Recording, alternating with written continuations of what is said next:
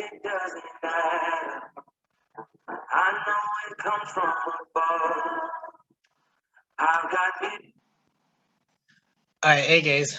So today I would like to talk about the blood supply of the abdominal cavity. Looking particularly at the blood supply of the foregut, the midgut, and the hindgut. Then also some of the organs that we actually find within the abdominal cavity, to include the spleen, the liver, which is also a foregut derivative, as well as the kidneys, the suprarenal glands, and the ureter. Right.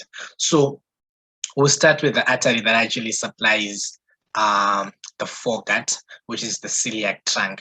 So remember the abdominal aorta actually becoming the abdominal aorta after the thoracic aorta actually passes through the aortic opening in the diaphragm at the level of T12, right? So this abdominal aorta will give you a celiac trunk, which is very short. And this celiac trunk will then divide into three branches. You're going to have the left gastric artery, which is this one. The left gastric artery will actually supply the lesser curvature of the stomach, its upper part, as well as the lower third of the esophagus. The esophagus being both a thoracic and an abdominal organ. It's going to have its upper part, of course, supplied by the inferior thyroid arteries. Then the middle part is supplied by branches that actually come from the descending aorta. Then the lower third, it's supplied by branches that come from the left gastric artery. And this upper part of the lesser curvature, it will also be supplied by branches that are coming from the left gastric artery, right? Then the larger branch from this celiac trunk will actually be this artery, which is the splenic artery. The splenic artery will actually travel on top of the pancreas, and it will give pancreatic branches, and it's behind the stomach, forming part of the stomach bed, which also includes the lesser sac, the transverse colon, the transverse mesocolon, the spleen itself, the splenic artery, as well as the left suprarenal gland. And the splenic artery, on reaching the tail of the pancreas, it will actually gain access into the linico-renal ligament, and it goes to the hilum of the spleen. And at the hilum of the spleen, it then gives you the short gastric arteries, which are 5 to 6 in number. These short gastric arteries will supply the greater curvature of the stomach on the fundus, on the fundic part of the greater curvature of the stomach. And they'll end by anastomosing with the left gastric arteries, as well as the left gastromental arteries, which you can alternatively refer to as the left gastroepiploic arteries, right? These arteries will actually reach the stomach by means of the gastrosplenic ligament. Then the splenic artery will then enter the hilum of the spleen, where it will then divide into your trabecular arteries, right? Then you then have the intermediate branch, which is intermediate in terms of size between the larger splenic and the little or smaller left gastric artery. So this common hepatic artery, it's going to give you a branch at the upper part of the pylorus, which is this right gastric artery. The right gastric artery will supply the lower part of the lesser curvature of the stomach, and it will end by anastomosing with the left gastric artery in this region. And notice the common hepatic artery will also give you a gastroduodenal artery, which is this artery here, right? The gastroduodenal artery will divide into the right gastroepiploic artery, which is this one, which we say you can alternatively refer to as the right gastromental artery. This right gastroepiploic artery will end by anastomosing with the left gastroepiploic artery. And together they supply the rest of the greater curvature of the stomach, of course, removing the fundic part, which is actually supplied by the short gastric arteries that are coming from the splenic artery, right? Then the other branch of the gastroduodenal artery will be this superior pancreatico-duodenal artery. Pancreatico, meaning to say it will also supply the pancreas. Duodenal, it will supply the part of the duodenum that is actually coming from the foregut. Remember, the duodenum is both a foregut and the midgut derivative, meaning to say the lower part of the duodenum will actually then be supplied by the midgut artery, which is the superior mesenteric artery, which is being shown as this one. We'll talk about it in a moment. This gastroduodenal important. This gastroduodenal artery, it's important because it actually lies behind the first part of the duodenum. And if you're going to have development of gastric ulcers, or actually stomach ulcers or stomach acids that actually get to the region of the duodenum, they can perforate or erode the posterior wall of the duodenum, resulting in lacerations of this artery that will result in intra-abdominal bleeding that is actually very dangerous, right? So this celiac trunk, it actually arises from the abdominal aorta at the level of the intervertebral disc between T12 and L1. Then a centimeter beneath the celiac trunk, you get the superior mesenteric artery. The superior mesenteric artery actually arises at the lower border of the body of L1, and it runs to the right, which is this artery here. Right, it's the artery of the midgut, and its first branch is actually this inferior pancreatic duodenal artery, which will supply the lower part of the duodenum that is derived from the midgut, as well as the pancreas, which is either a foregut derivative. Then this artery is going to have branches on the left side, which are they're about 12 to 15 in number. They supply the ileum and the jejunum. Remember, the ileal and the jejunal branches, they'll actually form arcades towards the walls of the intestine, with fewer arcades actually being seen, or one or two arcades being seen in the jejunum. Then you have more numerous arcades in the ileum. Then in the jejunum, you notice that from the arcades, you then have longer infrequent branches that will actually then pass to the walls of the intestine. But if you look at the ileal branches now, the vasa recta that are then passing from the arcades, they're actually shorter, right? Then on the right side, you have colic branches that actually supply the parts of the colon that are actually being derived from the midgut. But there's a very important artery known as the ileocolic artery, which is this one. The ileocolic artery, on top of supplying the colon, it will also supply the ileum, meaning to say the ileum will also be supplied by branches that also emerge on the right side of the artery. That is your superior mesenteric artery.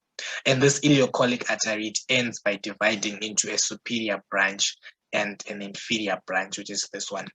The inferior branch of the ileocolic artery anastomoses with the main superior mesenteric artery, meaning to say the superior mesenteric artery, it ends by anastomosing with a branch that is actually its own branch, which is a branch of its branch, the inferior branch of the ileocolic, which is a branch of the superior mesenteric, right? Then that inferior branch of the ileocolic, it will also give you the arteries that are actually going to supply the cecum, the anterior and the posterior cecal arteries. And those anterior and posterior cecal arteries, they'll supply this blind ending pouch, which is the cecum, which is usually distended by gas. Then the posterior cecal artery will also give you a very important branch, which is this appendicular artery, which will then supply the appendix, right? Then other branches from the superior mesenteric artery will include this right colic artery. The right colic artery will anastomose with the superior branch of the ileocolic artery, right? And it's going to supply the ascending colon, which is this, right? Then you're also going to have another branch, which is known as the meducolic artery, which is this one. The meducolic artery will actually supply the proximal portions of the transverse colon. That is the parts that are actually belonging to the midgut, right? Then notice towards the walls of the colon, you're going to have formation of what is known as a marginal artery due to anastomosis of these branches, and it starts at the ileocecal junction all the way down to these regions. That's going to be your marginal artery, right? Then about 3.8 centimeters above the bifurcation of the aorta, that is at the level of L4, that is actually coinciding with your intercrystal line, you'd find that there's going to be another visceral branch, an anterior visceral branch, which is this one, the inferior mesenteric artery. The inferior mesenteric artery will be the artery of the hindgut. It's going to supply the rest of the GI tract that is actually being derived from the gut tube, right? So it's going to give you the left colic artery, which will supply the descending colon, as well as the parts of the distal third of the transverse colon. Then it's also going to give you sigmoid branches, which are these ones, right? They'll supply the sigmoid colon, right? And notice it's going to continue as the superior rectal artery, right? The mid-rectal artery will actually, the mid-rectal arteries and will be a direct branch of the internal iliac. Then the inferior rectals will actually be branches of the internal pudendal artery, right? So those are the three anterior visceral branches that we actually find within the abdominal cavity. They're actually branches of the abdominal aorta, right? Then also coming from the aorta, you're going to have three lateral visceral branches. You have a suprarenal artery, which is this one, the left suprarenal artery. Then on the side of the right, you can alternatively refer to them as the right middle suprarenal artery, because remember, the suprarenal glands, they're going to receive blood supply from three important vessels. The upper parts are supplied by the inferior phrenic arteries, which are actually these arteries. They're given off just before you give off the celiac trunk. Those are actually part of the 5 lateral abdominal wall branches that I will describe later on. So you have the upper part of the suprarenal glands being supplied by those inferior phrenic arteries. Then the middle parts, they're supplied by branches that are actually coming directly from the abdominal aorta, which we say it can be referred to as the middle suprarenal arteries, right? Then the renal arteries themselves would then supply the lower portions, right? So the three lateral visceral branches include this suprarenal artery, then you have the renal artery, then you of course have the testicular vessels or your ovarian vessels, which together collectively will then refer to as the gonadal vessels, right? So the gonadal vessels, before they actually get to the gonads, they'll of course supply the middle third of the ureters. And remember, the upper thirds of the ureters will actually be supplied by the renal arteries, whilst the lower thirds will be supplied by the superior vesical arteries, which will be branches of the internal iliac artery, right? Then your 5 lateral abdominal wall branches will include this inferior phrenic artery, that is 1. Then you have the lumbar arteries, that will be 4. Right, that will supply the anterior abdominal wall together with the superior epigastric artery, which will actually be a branch of the internal thoracic artery in the 6th intercostal space. So remember, the internal thoracic artery will be a branch of the first part of the subclavian arteries, and then it's going to cause a finger breadth lateral to the sternum, and it's going to end in the 6th intercostal space by dividing into a musculophrenic artery and the superior epigastric artery. The superior epigastric artery will then pass through a space known as the space of Larry within the diaphragm for it to gain access with the anterior abdominal wall, and it's going to end by anastomosing with the inferior epigastric artery within the rectus sheath. That inferior epigastric artery will actually be a branch of the external iliac, together with another artery that will also supply the anterior abdominal wall, which is the deep circumflex iliac artery, which is this one. So this is the deep circumflex iliac artery. Right. Then at the level of L4, your abdominal aorta will then divide into the right common iliac and the left common iliac arteries, right? These common iliac arteries will then divide into an internal iliac and an external iliac. The external iliac is the one that we then said before it actually becomes the femoral artery. It's going to give you the inferior epigastric artery and the deep circumflex iliac, whilst your internal iliac artery is actually going to become the artery of the pelvic region, and it's going to give you the branches that are going to supply the pelvis as well as your perineum. And this common iliac, they're going to end in front of the sacroiliac joints, and in that region they're actually going to be crossed by the ureters, right? So that's the arterial blood supply. And the third terminal branch will actually be this artery here, which is the median sacral artery, right?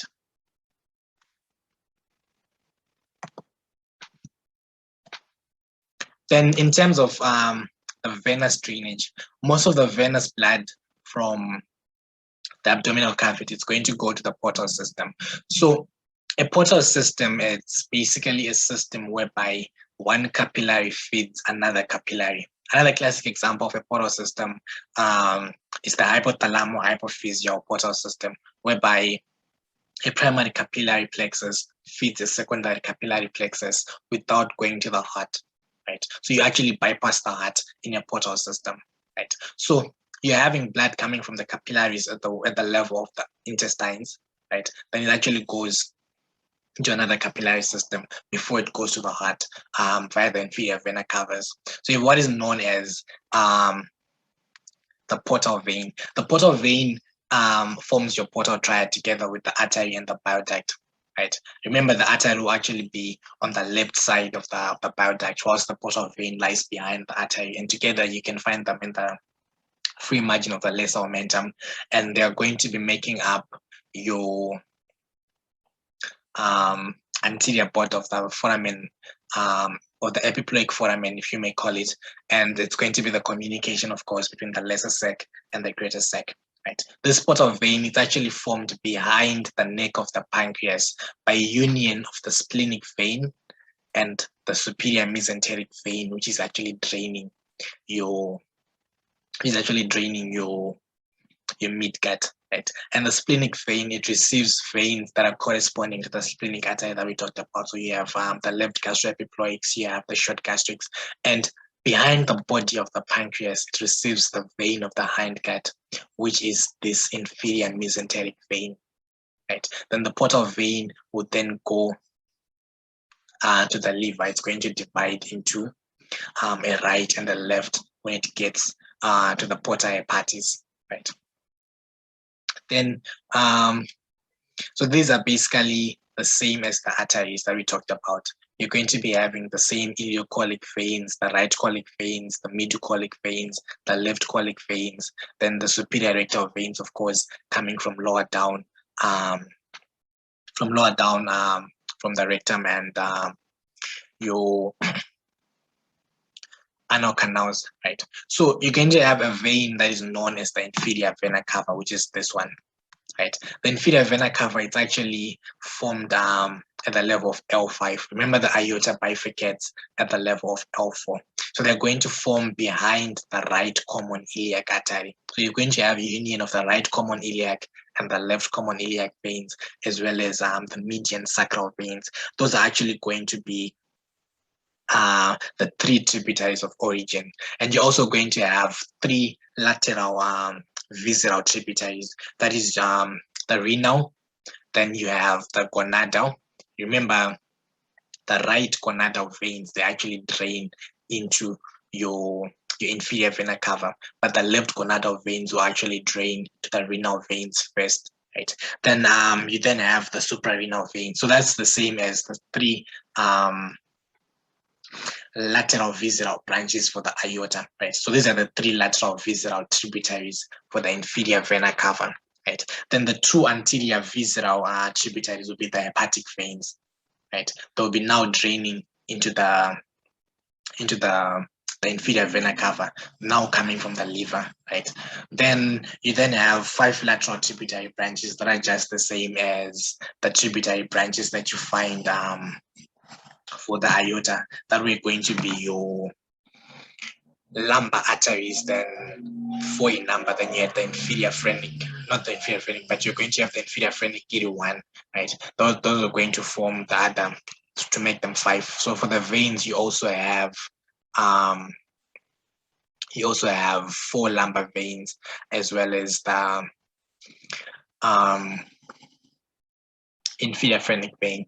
Then you have something that is known as porta cava systemic anastomosis, right? So under normal conditions, the portal system would then drain to the systemic veins, which are your inferior vena cavas, and the inferior vena cavas through the cava opening at the level of T8, they'll then return to the right atrium, right?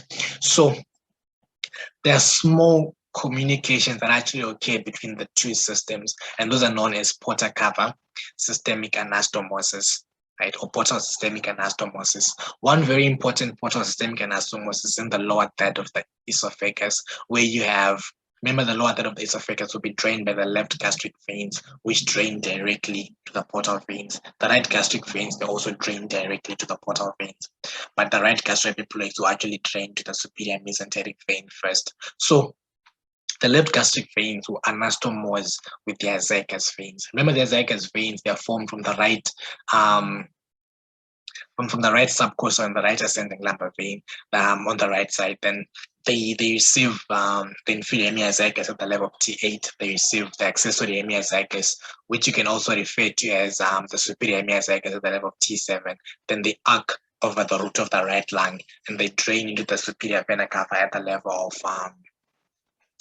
T5, right? So you can have communication. You have communication between the left gastric veins and these azygous veins, representing a porta cava systemic anastomosis, right? So in cases of portal hypertension, remember, blood moves from high pressure to low pressure. You may not have blood being able to move actually to the liver because the high pressure is on. So you're going to have emesis of blood because the veins in the lower third of the esophagus, they're actually going to dilate. And if they dilate, they're going to burst and you're going to have emesis of blood. Alternatively, you can call it vomiting, right?